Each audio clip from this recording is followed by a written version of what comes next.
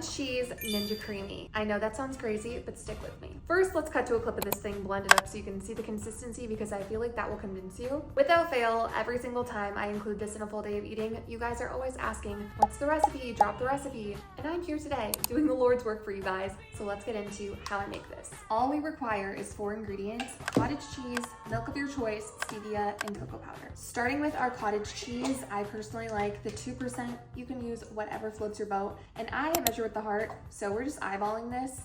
Try not to spill.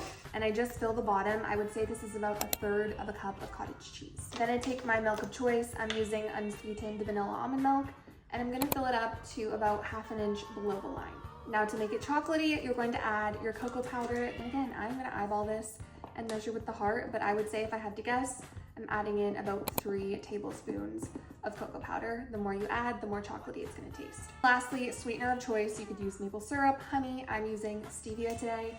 And again, measure with the heart, just a little dash of this is gonna float my boat, and it's as easy as that. I keep this as simple as possible.